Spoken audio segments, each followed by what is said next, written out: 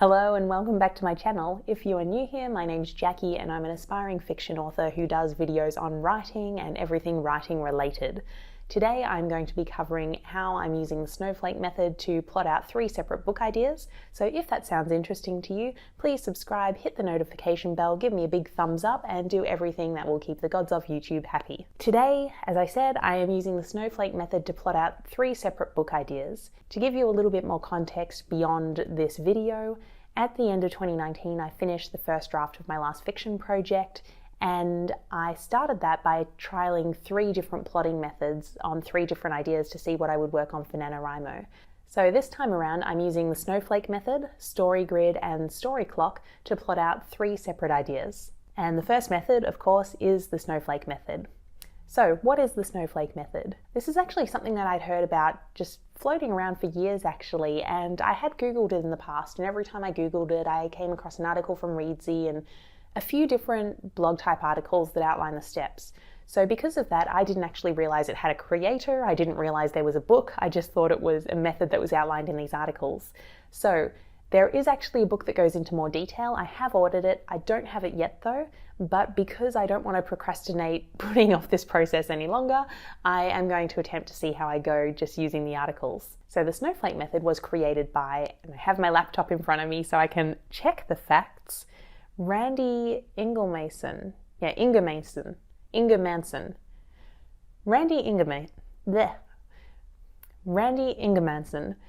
of advancedfictionwriting.com, and it is a 10-step outlining method which starts with having a 1-sentence summary of your book and finishes with you writing the first draft of your book. So what are these steps? Step 1 is to write a 1-sentence summary of your book. Step 2 is then to expand that 1 sentence into 1 paragraph. Step 3 is to start doing character outlines. Step 4 is then expanding your 1-paragraph summary of your book to a 1-page summary of your book. Stage 5 then goes back to the characters, so you need to write a 1-page description of each major character and a half-page description of each minor character. Step 6 is then going back to your 1-page synopsis and expanding that to 4 pages. Then step 7 involves expanding each of your character summaries into a full-fledged character chart. Step 8 is then taking your summary and converting it into a spreadsheet. So each line in the spreadsheet should be 1 scene. In the first column, you list the point of view character. In the next column, you say what happens, and you can also add more columns to give you more details. So things like emotional states or transitions, how long you expect the scene to be, and so on. And that is actually where I'm going to finish this process for 2 reasons. One is because stage 9 is then taking the outline out of the spreadsheet, putting it into a Word document, and basically creating a narrative summary of the book. So he describes it as having about a 50-page overview of the book. He says he doesn't feel that's necessary anymore. When I think about that, I feel like that's going to take a lot of the joy and fun out of writing. It's also going to mean that I never get to my other 2 plotting methods, so I will also stop at step 8. Then step 10 is writing the first draft. Now, again, this is a plotting experiment. I do want to try different methods of plotting before I get into doing the first draft. So for me, the Snowflake method will be steps 1 through to 8. Now let's relocate and get started. So I'm now at my workstation, aka the dining table, and I have a confession to make, which is that this isn't actually the first day I'm doing this. It is now Saturday, and I actually started this on Wednesday night. And the reason for that is because when I was looking through the steps of the Snowflake method, most of them say, take an hour for this, take an hour for this. So let me see. Step 1, take an hour. Step 2, take another hour. Step 3 doesn't actually say the amount of time, so let's say another hour. Step 4, well, at step 4 it says you might have already spent a day or 2 or a week. So the idea of this method is that he doesn't expect you to do it all in one day. You are supposed to sort of do a step, take some time to think and marinate, and then do the next step. So I thought that getting a head start during the week would help with that. So what I've done so far is steps 1, 2, and 3, which is the 1-sentence summary, the 1-paragraph summary, and the 1 page for the main character or characters. So I'll go through my 1-sentence summary for each of the book ideas now, just so you have some context for what I'm actually working on. And then I'm going to go through what I've done and see if I can expand it. and I'll touch base once I've done that. But first, the one sentence summary. Most of mine are 2, but we'll deal. So the first one, code word I'm using to refer to this is dream spy. One sentence summary is an 11-year-old girl is a courier for a secret agency in her dreams until she actually brings something back into the real world. So that's idea number 1. Idea number 2, the code name I have for this at the moment is just Cannibal Superhuman. And the one sentence summary is an engineered superhuman escapes from her lab once the government cuts funding for her program. In the real world, she needs to fight to survive and to fight her instinct to eat others. And then my last one, I didn't actually do a one sentence summary. So this one, code name is Reciprocal Stalking. And if I do a one sentence summary off the top of my head, that would be Imagine You by Carolyn Kepnes, but it's reciprocal. So you have one person who's stalking someone else and then they get them and then the other person ends up being just as controlling and manipulative. So that's what I've got so far. I'm going to take, let's say 15 minutes, half an hour, and see how much further I get with these.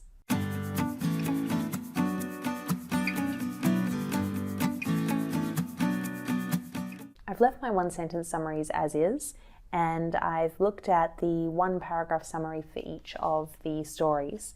Now, one of the areas where I already know I'm going to get into trouble is that I have the setup for each of these books, but I don't actually know what happens. So when I originally did the summary paragraphs, it was pretty much all set up.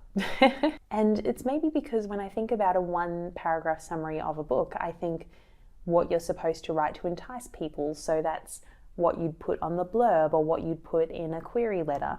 So I always think about what gets the plot started rather than where it finishes, because obviously you're not going to give that away in the blurb or in a query letter.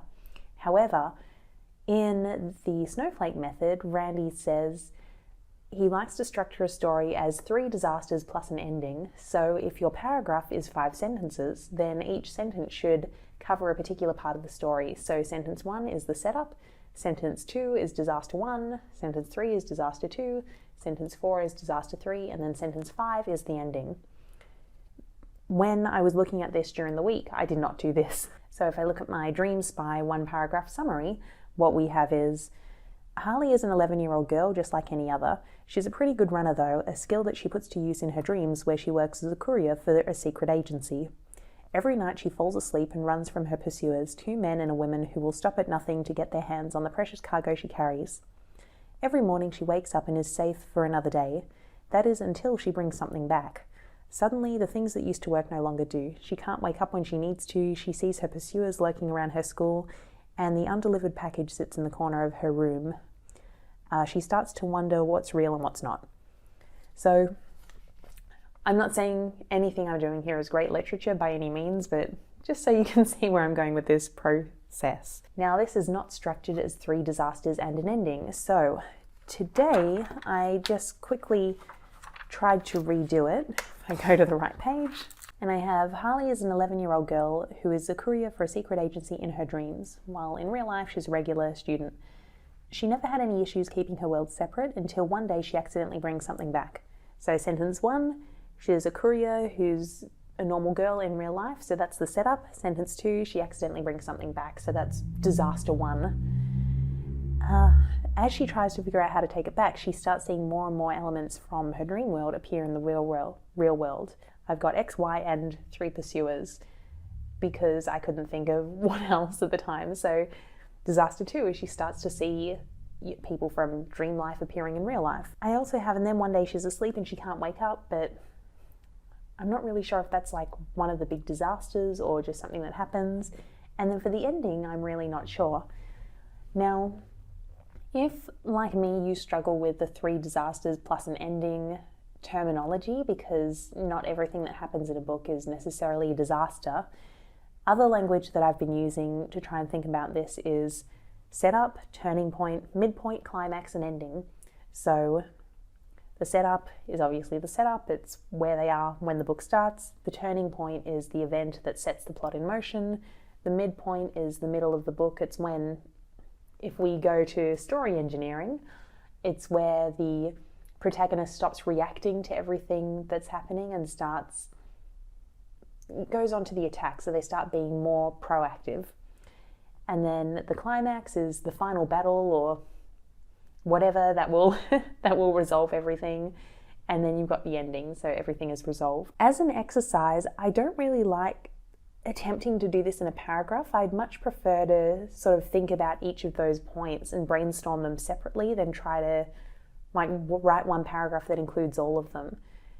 So the Snowflake method is a little bit backwards to how I usually like to work, which is, I'll think about, what would a really cool inciting incident or turning point be, and what do I want to happen in the climax? Is this going to be an epic battle? Is it going to be like some sort of race? Is it going to turn out that these are parallel universes or something? Who knows? And trying to put it all into a single paragraph isn't really giving me the time to do that. But this method says to start with the paragraph and then expand from there. So I'm struggling a bit because in order to do the paragraph, you need to know what's going to happen in the book.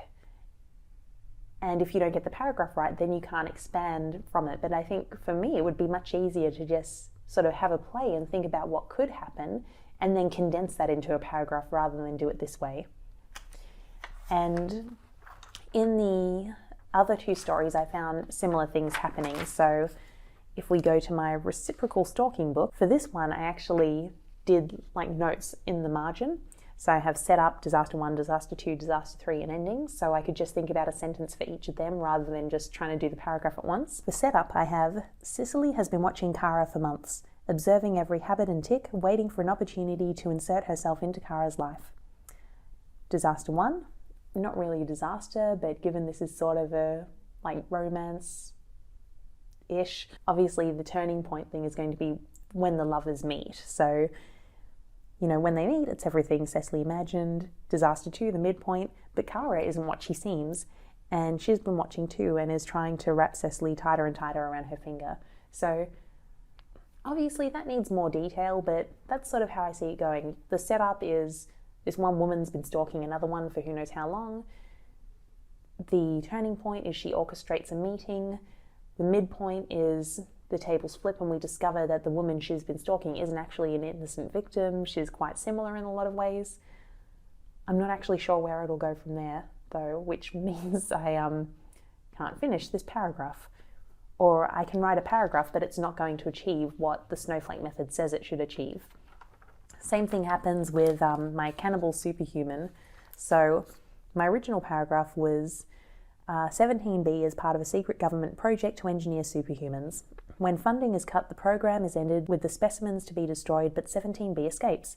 In the real world, she struggles to assimilate, with one of the biggest challenges being finding food to fulfill her meat-only requirements and help her fight the temptation to eat humans. So that, again, is more of a blurb-style paragraph because it tells you the setup and what the major conflict is. It doesn't actually say, well, this happens and this happens and this happens. So there are a couple of things here. One is I can see why Randy recommends taking a few days to do this because, unless you already know everything, then this is really hard to do. And in fact, this is one of the major struggles I've had with every plotting method I've tried, is that it's fine to fill out all of these things and answer all of these questions if you know what's going to happen, but if you don't, then it's blank. I'm finding this one more difficult than most, though, because of the paragraph structure.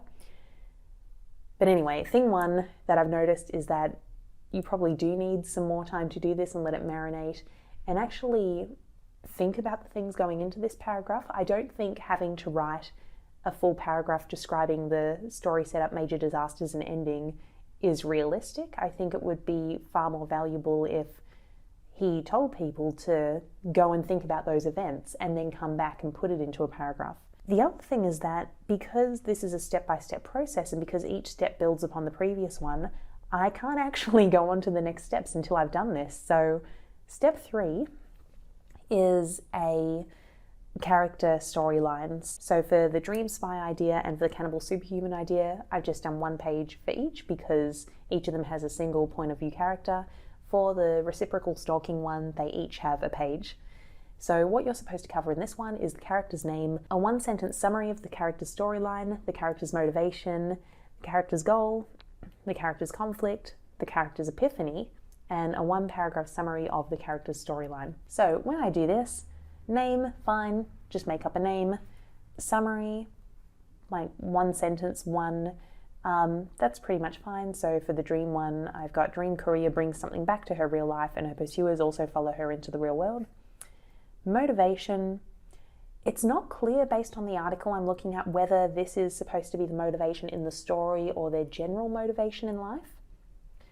The motivation, all he's given me in this article is it asks, what does he or she want abstractly? So I've put here like wants to be the best because I think she is quite a competitive person. I'm not sure if that's relevant to this particular story though. And then the goal is more concrete. So what does he or she want concretely? This is just to fix the mess she's made. Then conflict, what prevents her from reaching the goal? So one thing is skill. She can't control getting into and out of the dream. She can't control taking things with her. She doesn't actually know how to fix the problem she's solved. And then the other thing is she has these 3 people who are after her. So that's an obstacle. The next thing on the list is the character's epiphany. So what he or she will learn and how that will change things. So how is that going to basically help them fix the mess? I'm actually not sure about this, and this is something I got stuck on for all 3 books. I think it's a really interesting question to consider. For this one, I thought, like, maybe it could all be in her head, but I really don't want to do that. I don't want to do the "and it was all a dream" thing. I want there to be 2 real universes. So I need to think about that some more. Then you get to the last piece, which is the one-paragraph summary of their story. Given that this is a single character point of view book, I think the one-paragraph summary for the character is going to be the same as the one-paragraph summary for the book, so I'm not sure what I should do there that's different. I can see how that would be different for something with multiple points of view, but in this case, I'm not sure what that adds. So after step 3, we have step 4, which is expanding on your one-paragraph summary to turn it into a full-page summary. Because I don't have the one-paragraph summary right, I can't do the one-page one. So from here, 1, I'm going to keep this brewing in the back of my mind and see if I can figure out what those major points are. 2, I'm going to go to another plotting method in the meantime. So I also have story clock and story grid to do. And I think story grid in particular hopefully has a little bit more guidance, which hopefully will help me answer some of these questions, and then I can come back to this and I'll actually know what's going on. The other thing is that while I'm waiting, hopefully the book will arrive, and that will have more information, obviously, than what's in a single blog post. So status is I'm stuck on steps 2 and 3, mostly step 2 of the Snowflake Method. I'm signing off for now, and I'll come back in a few days when hopefully I've had a breakthrough. So it has been, I think, 10 days since I filmed anything. I feel like I'm going into confession. It's been 10 days since my last confession. And the reason for that is because I started both the Snowflake Method and the Story Grid Method, and neither of them were really working for me. I've read both of the books, so I actually have the Snowflake Method book now, and I've been a little bit stuck. Having said that, I feel like now that I've gotten to the end of both books, I do feel like I'm set up to get back to plotting, hopefully. So at the moment I'm in a hotel room that's not particularly well lit, for a conference that I'm going to with one of my colleagues, and I have a bit of time, so I was going to see if I could get back into the Snowflake Method. Now, the Snowflake Method book actually surprised me a little bit because it isn't a how-to style book. It's like a business parable, so it follows Goldilocks, who wants to write a book, and she goes to writing workshops run by Papa Bear, Mama Bear, and Baby Bear, and Baby Bear teaches the Snowflake Method. So if you're thinking about this method and considering whether you should just use the resources available online or whether you should read the book, first I'd consider how cringeworthy you find that style. It was a little bit annoying. Having said that, there were a few benefits to having it laid out that way. One is that if you like learning in a conversational back and forth style, so you like people asking you questions, then you might like this book, because one of the things I was struggling with a couple of weeks ago when I was trying the Snowflake Method was that, well, I can't do a one-paragraph summary of my book or a one-page summary of my book unless I know what it's about, and I was hoping to use these exercises to figure out what the book's about before I go and start writing it. What you see in this book is that Goldilocks doesn't go straight to writing her paragraph. She's prompted by a lot of questions. So, well, what happens then? What goes wrong? What's the worst thing that could happen? And that's really helpful because in reality, you don't go straight to writing your paragraph. You explore and ask all the questions to figure out what's in that paragraph, and then you write the paragraph. So unlike the resources online, which, at least the way I interpreted them, make it seem like you're just supposed to write a paragraph and then expand that paragraph and then to a page and then expand that page and so on, this actually covers some of the work that goes into figuring out what's in that paragraph.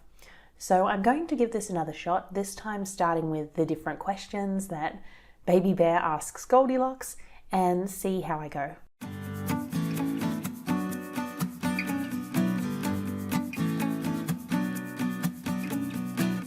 So it has been about 6 weeks since I last looked at the Snowflake Method. I last filmed when I was in Tartu, so it would have been the 28th or 29th of January. And I had gotten and read the Snowflake Method book, which was a business parable rather than a how-to book like I was expecting. However, even though the format was a little bit unconventional, it did have a little bit more information than the blog post that outlines the Snowflake Method, so it did get me thinking a little bit. However, despite the help it gave me, I still felt like I didn't know enough about the books I wanted to write in order to complete this method.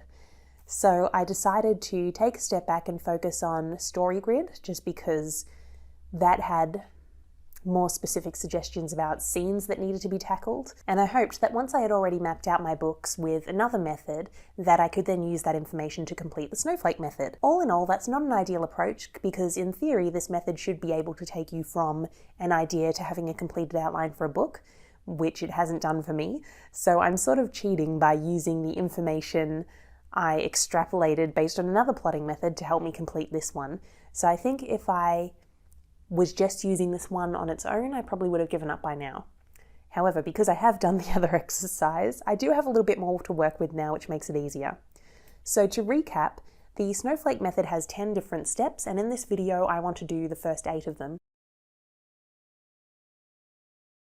At this point, my main struggle with the method has been that the process in general feels a bit backward to me, and I mentioned earlier that in order to summarize your book, you need to know what you're writing about.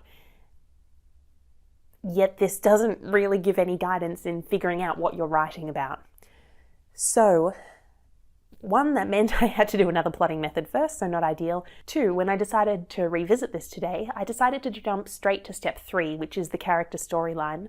So that's where you have a handful of basic details about them and a 1-paragraph summary of their plot. So originally I was going to do this process for 3 different book ideas, my Dream Spy one, Cannibal Superhuman, and Reciprocal Stalking. I've decided to cut out the Cannibal Superhuman idea just because when I was doing StoryGrid as well, I couldn't really get anywhere beyond the initial premise. And given that it's taken so long for me to get to this point, I thought it would be a far better use of my time to just focus on 2 ideas instead of 3. So now I'm focusing on the Dream Spy one, which is the girl who's normal girl by day. In her dream, she's a courier for a secret agency. And my Reciprocal Stalking one, which is where we have basically 2 people stalking each other. One person starts stalking and trying to orchestrate a relationship with a person, only to discover that that person is just as controlling as she is. When it comes to returning to the Snowflake Method, I decided to start with the Reciprocal Stalking book, and I wanted to start with step 3, which is the character storyline. The reason I did that is because, 1, you are supposed to do a storyline for each of your major characters. So, in fact, one of the good things about the book is that at the end of the book, so from pages 179 to 222, he actually has the Snowflake Method for this book. So it's a really helpful tool to see it in action. And one of the things I found interesting about this was when we got into the character sheets, he had done this for pretty much every character that gets mentioned in the book. So he has the protagonist, the 2 main supporting characters, the antagonist, and then a number of smaller characters who some of them only appear for a single scene or have a couple of lines. So I was actually surprised at how much detail you can go into with this, and how each person's story may only be a slither of the main story, but it encourages you to think about it from different angles. For Reciprocal Stalking, because there are 2 point of view characters, I immediately thought, well, I can do this for both of them. So Cecily and Kara, they can each have their outline. I also knew that Kara would have a boyfriend who's going to get in the way, so I did one for him as well. I need to have a think about who the other characters are. However, starting with that gave me enough to then go back and do the one sentence and one paragraph overview, if that makes sense. You see, one of the issues I've had with this method since the beginning is if you were doing a summary, you need to know what you're going to summarize. For me, it was much easier to jump straight to step 3, take a bit of time to go into each character's story. Admittedly, in each of these, I did do more than one paragraph, even though I was only supposed to do a paragraph. And then I could go back and summarize that in step 2, the one paragraph summary. So it's not the way the process is meant to work. For me personally, I do think it's a flaw with the process just because you're going back and doubling up on work when in theory, when you're following a process, you should be able to go from step 1 to 2 to 3 to 4 and so on, rather than starting with step 3, going back and doing these early steps because you've been told to do them even though those early steps aren't providing any additional value. So what I have now is steps 1, 2, 3, and 4. So a one sentence summary, a one paragraph summary, character storylines, and a one-page summary. I've done that for the Reciprocal Stalking book, and now I'm going to attempt to do it for the Dream Spy book. I'm not sure how well I'll go with the Dream Spy book though, given that it is from a single point of view, so I haven't really thought about the supporting characters so much. So I actually don't know who else I'm going to include in the character storylines, which means I won't have the same hack that I had for this one where I can jump straight to step 3 and then go back and summarize it. But we'll see how I go. From there, the next step is step 5, which is a one-page synopsis of the character's storyline. I'm actually going to skip that for Reciprocal Stalking, and given how I approach this book, I'll probably do it for the next one as well. And the reason for that is my one paragraph summary for each of my characters didn't end up being a paragraph. So for the main two, it was about 2/3 of a page. For the boyfriend, his is much smaller, but he features in the story in a much smaller way. And in fact, when I look at the examples in the book, there are a number where he actually notes there's no additional information to share here. So I don't think I would have any extra information to share if I expanded my 2/3 of a page to a page. So I'm going to skip step 5, in which case the next step is my 4-page summary. And this, it doesn't make me concerned, but maybe it does make me concerned. I'll explain where my head is with this. So now that I have the one-page summary, and I have enough to cover that I think I could stretch that out to 4 pages. However, what I have in the one-page summary is still that setup, 3 disasters, and an ending. I don't really have any additional events beyond that. So I can flesh that out and make each disaster a couple of paragraphs instead of a single paragraph and just talk about them in more detail.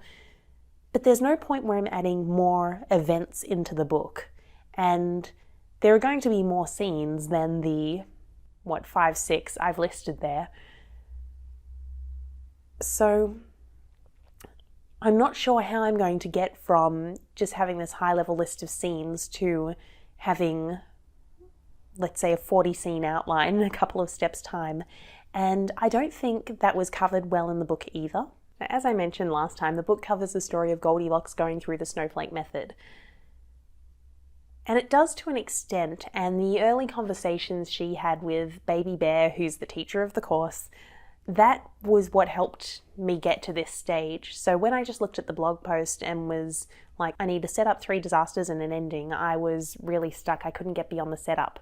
But once I read this book and saw the back and forth in the discussion, I started asking myself questions that would help me flesh that out. So these questions were, after the setup, what could go wrong? Then what decision does that prompt the protagonist to make? How does that make them commit to the story? Then once that happens, what's the worst possible thing that could happen? How does that event then change the protagonist's values or actions? And then again, what's something else that could go wrong?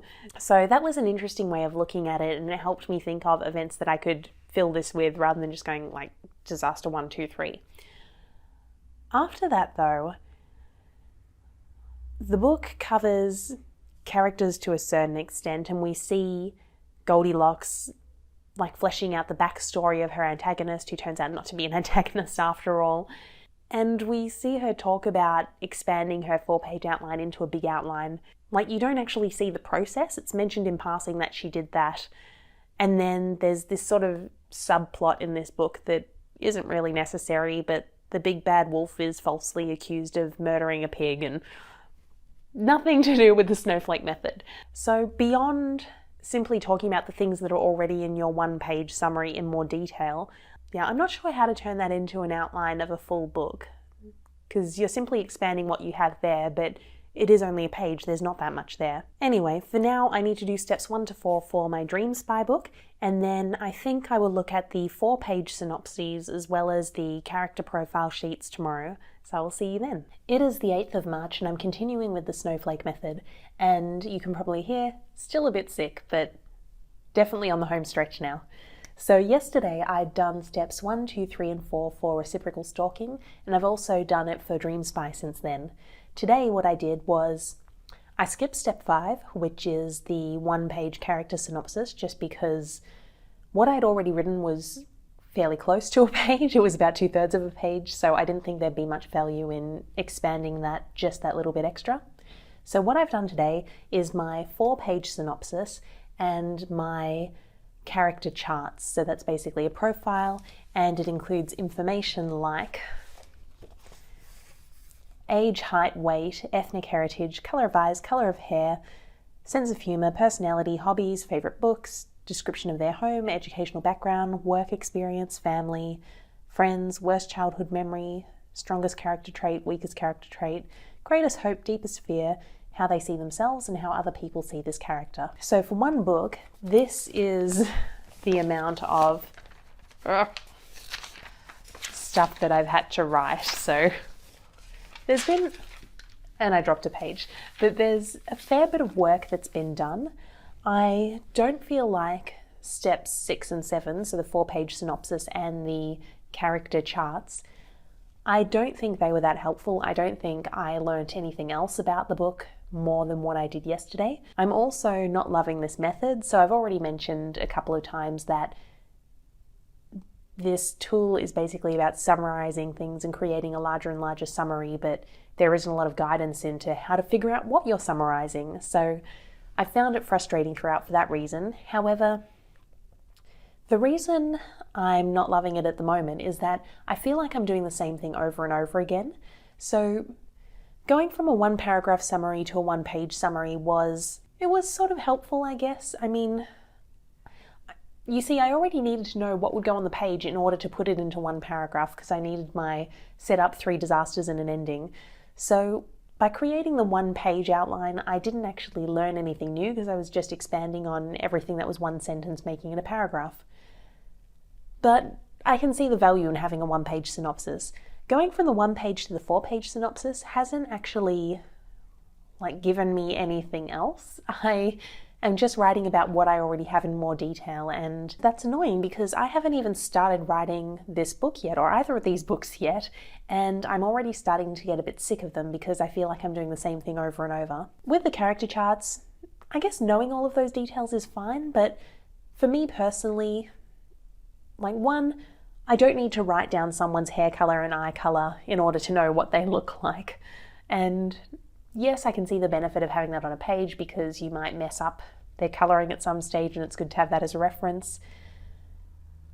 But other than that, I feel like nailing down all of those details aren't really at the heart of the character, and the pieces I'd done earlier, so step 3 was the 1-page character storyline where you had their motivation, goal, the main conflict they face in their epiphany, as well as their 1-paragraph summary. That was far more useful for getting to the heart of the character. So step 7 just felt like a bit of extra work for the sake of doing something else character related. So all in all, I haven't found the last 2 steps particularly helpful. The final step that I'll be doing in this process, so step 8, is creating a spreadsheet that has a scene-by-scene list of what's going to be happening in the book. And that is probably the part of the process I'm looking forward to the most. I wasn't planning to do it today just because, sick, a little bit tired. I also did a lot yesterday and today and don't want to wear myself out. But considering that's the piece I'm looking forward to the most, I'm going to try it now and see how I go. And if I finish it, great. If not, then I can look at it again in a couple of days like I was planning to.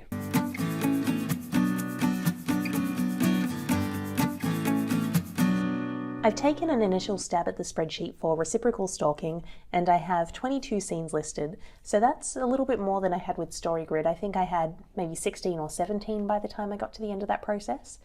So there have been an extra couple of things that have squeezed in there. I don't know if that's because of the Snowflake method though, or if it's just because I've been thinking more deeply about this book because I've been going through the Snowflake method.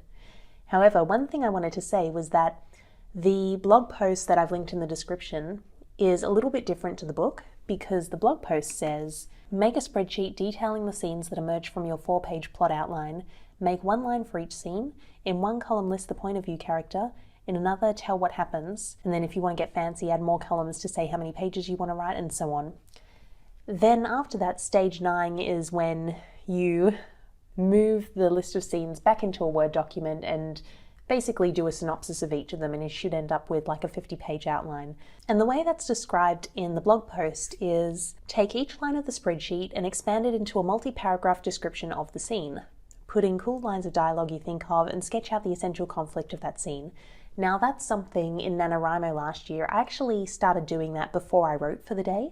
So I'd go, okay, what scene am I working on? And I just basically outline it using a notepad. So I'd go, okay, what do I want to happen? And if I was inspired with any dialogue lines, I'd put it there. And I quite enjoyed having that as part of the writing process, which is the main reason why I don't want to do it now. I don't want to basically run out of steam before I start writing. And he also said it was an optional step. However, the book is slightly different.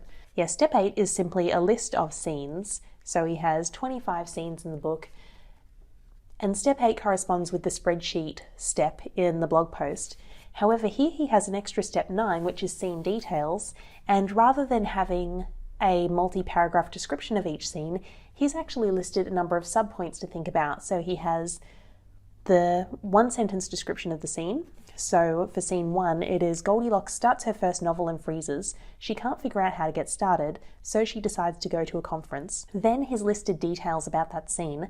So these details include point of view, Goldilocks, title, The Impractical Dream, narrative summary on Goldilocks and her impractical dream to write a novel, so that's like a description of the scene, goal, to write her first chapter, conflict, she doesn't know how to get started and she's afraid to start in the wrong direction, setback, she only writes one word all day, reaction, Goldilocks cries, dilemma, how to learn how to get started, decision, go to a writing conference and learn how to write a novel.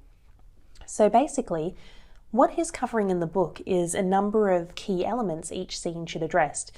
So beyond point of view character and the title of the chapter or the scene, each scene should have a goal, a conflict, a setback, a reaction, a dilemma, and a decision.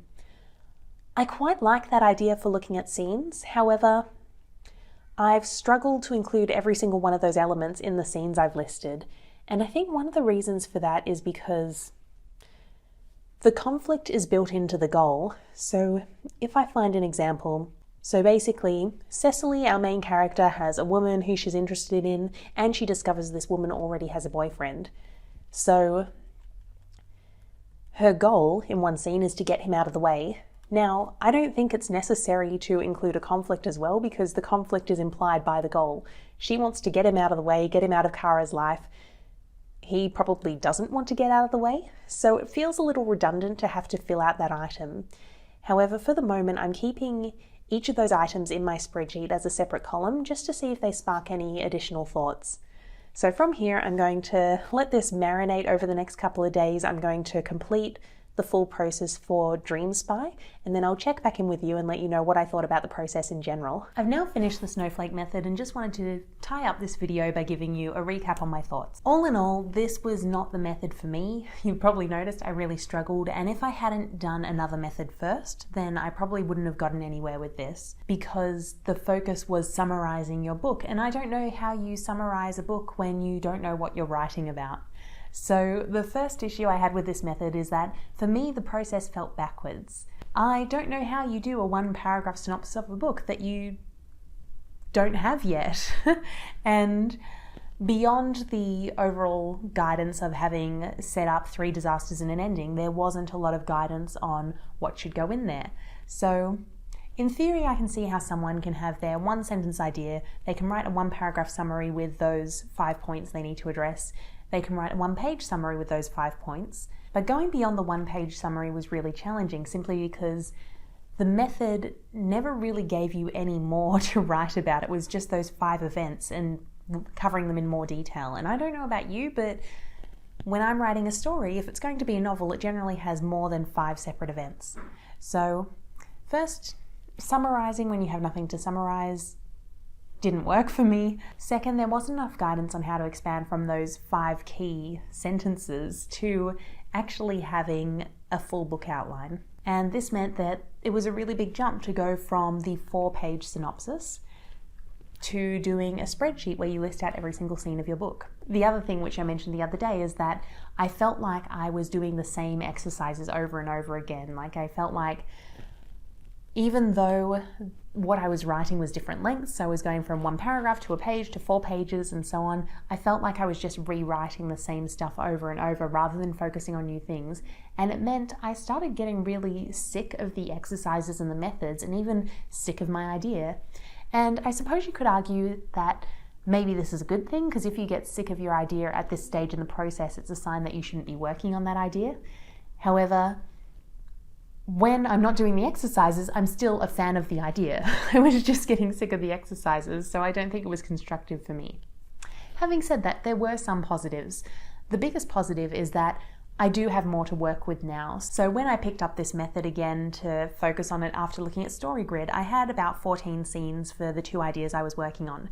Both of those have between 20 and 25 scene ideas now. So I do have more than I had at the beginning of the process, so there has been some value. Honestly, I think that more, so the extra scenes, I think that came from just being forced to continue thinking about the books rather than because of the Snowflake Method itself. However, the Snowflake Method was what I was doing that forced me to think about the books, so there was a benefit in that respect. The thing that I found really beneficial that I think is a result of the Snowflake Method is looking at the plot through different characters' eyes.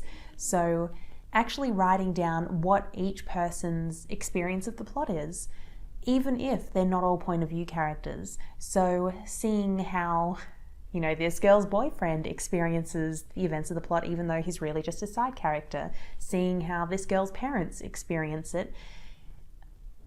That was one of the things that prompted more scene ideas. I think it also gave a little bit more depth, and I think it's going to be really useful when I start writing to make each of those characters feel a little bit more like real people, as opposed to these are just blank canvases who are there for the main character to bounce off. The other thing I quite liked was the idea of breaking down scenes into milestones, and I've written them down because I won't remember them. So for each of his scenes, Randy had a goal, conflict, setback, reaction, dilemma, and decision. Although I think it will be difficult to incorporate that into every scene, I think going through the exercise of asking yourself what happens at each of these stages will create deeper, more interesting scenes that force the character to develop and force the character to actively make decisions that drive the plot forward rather than just being passively swept along by external events. And I do think in the past, when I've written things, it has been the main characters just getting taken along for the ride. So I think this will help. So all in all, I don't think the Snowflake Method was for me. I can see why certain people might like it. I think if you're someone who feels like you already have a lot of the book in your head, like you already know a lot of what's going to happen, then you might really like this as just a way of taking it out of your head and putting it onto paper. However, if you're someone who's more like me and you're trying to use plotting and outlining methods as a way to figure out what you're writing about before you start writing, it's probably not the best method for you. So I hope you enjoyed this video. If you did, please give me a big thumbs up. Subscribe and hit the notification bell because that keeps the gods of YouTube happy. And I will see you next time when I will be mapping out my books using the story clock method. Bye for now.